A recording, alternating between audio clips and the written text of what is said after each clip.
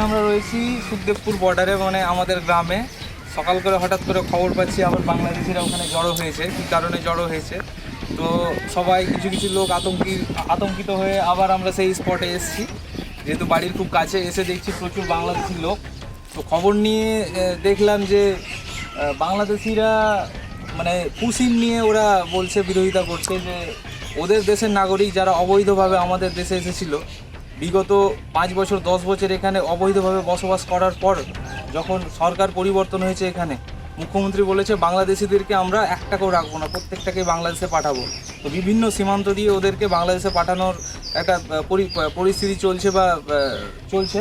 কিন্তু ওরা সেই অবৈধ, আমাদের এখানে অবৈধ, কিন্তু বাংলাদেশে তো তারা বৈধ, বাংলাদেশের নাগরিক। কিন্তু বাংলাদেশ কতটা নির্লজ্জ দেশ যে তারা নিজের দেশের নাগরিককে ওরা মানে গ্রহণ করতে চাইছে না। সেটা নিয়েই ওখানে ওরা বিক্ষোভ করছে, আন্দোলন করছে। আর এই সেই স্পট, আমি আবার সরকারকে মনে পড়াতে চাই যে এই সেই জায়গা যেটা দিয়ে ওরা এতদিন অবৈধভাবে প্রবেশ করে এই দেশে এসেছিল। এটা এখনও ফেন্সিং হয়নি। 1 বছর আগে সেই বিস্তর ঝামেলা হয়েছে, আমরা বুকে পাথর খেয়েছি ঝামেলা করতে গিয়ে। তো এখানে পুশিনের ওরা বিরোধিতা করছে।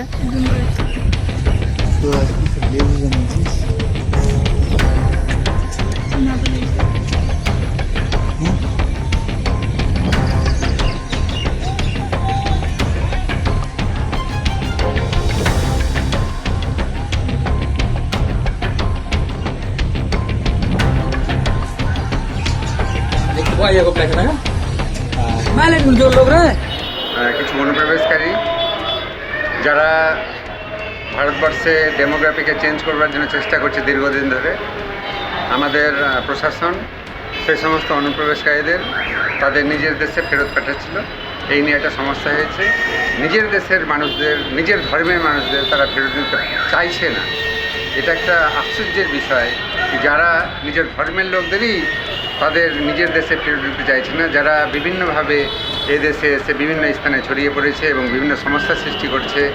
সরকার এর থেকে মুক্তি পাওয়ার জন্য প্রতিজ্ঞাবদ্ধ যে সমস্ত অনুপ্রবেশকারীকে নিজের নিজের দেশে ফেরত পাঠাবে, তারই অঙ্গস্বরূপ আজকে সুখদেবপুর বর্ডার দিয়ে কিছু অনুপ্রবেশকারীকে বাংলাদেশে পাঠানো হচ্ছিল। তার জন্য তারা সমস্যা সৃষ্টি পুরো তো আপনার সিএমকে জানিয়েছেন পুরো বিষয়টা আজকে? হ্যাঁ, সিএমকে জানানো হচ্ছে পুরো বিষয়টা।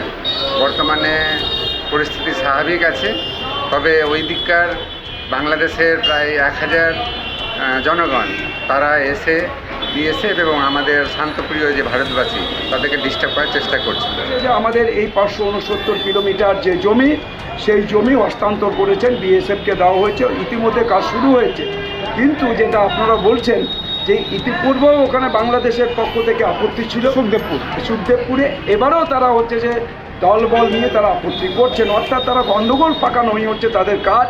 অর্থাৎ এখান থেকে যাতে অনুপ্রবেশ করতে পারে বাংলাদেশি, আফগানিস্তানি এবং পাকিস্তানি, রোহিঙ্গা এবং যারা হচ্ছে সন্ত্রাসবাদী, তারা যাতে অনায়াসে এখানে পশ্চিমবঙ্গে আসতে পারে, পশ্চিমবঙ্গের মানুষের সর্বনাশ করতে পারে, দেশে সন্ত্রাস সৃষ্টি করতে পারে।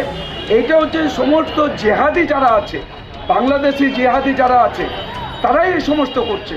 অর্থাৎ এই জিহাদিদের সমস্ত রকমের আমাদের পশ্চিমবঙ্গ সরকারের তার হচ্ছে যে সমস্ত রকমের যা এখানে হচ্ছে যে তার শক্তি আছে, সব শক্তি দিয়ে মোকাবেলা করি। অর্থাৎ বাংলাদেশের যে চক্রান্ত, এই চক্রান্ত আমরা রুখবার জন্য আমরা প্রস্তুত। আমাদের দেশের প্রধানমন্ত্রী নরেন্দ্র মোদীজি, আমাদের দেশের স্বরাষ্ট্রমন্ত্রী অমিত শাহজি, আমাদের দেশের এখানে হচ্ছে প্রতিরক্ষামন্ত্রী আমাদের এখানে রাজনাথ সিংজি সবসময় প্রস্তুত। তারা আমাদের দেশকে রক্ষা করবার জন্য, আমাদের দেশের 140 কোটি মানুষকে রক্ষা করবার জন্য তারা প্রস্তুত। তার জন্য মোকাবেলা করার জন্য যেভাবে পাকিস্তানকে তাদের শিক্ষা দেওয়া হয়েছে, বাংলাদেশকেও শিক্ষা দেওয়া হয়েছে। বাংলাদেশিরা বাংলাদেশে ফিরবেন বা ফেরানোর ব্যবস্থা হচ্ছে, সেক্ষেত্রে বাধা কেন? এরা বাংলাদেশি যাদেরকে এখানে অনুপ্রবেশ করিয়েছিল বাংলাদেশিরা, তাদের ওরা যখন এখান থেকে ব্যাকপুশ করা হচ্ছে ওরা গ্রহণ করছে না। মানে ওরা এখানে যাতে সন্ত্রাস চালিয়ে যেতে পারে, এখানকার আমার পশ্চিমবঙ্গ সহ আমাদের দেশকে অসুরক্ষিত রাখার জন্য এরাই ছিল তাদের মাধ্যম। তাই তাদেরকে ব্যাকপুশ করতে দিচ্ছে না। পশ্চিমবঙ্গ সরকার হচ্ছে বদ্ধপরিকর তাদের এখানে ব্যাকপুশ করতে। তাই আমাদের সমর্থ দেখছেন যেখানে যেখানে বাংলাদেশি আছে, প্রত্যেকটা বাংলাদেশিকে এখানে ব্যাকপুশ করা হবে, কোনো কথা শোনা হবে না, কোনো তাদের হচ্ছে বাধা মানা হবে। तो ले लीजिए।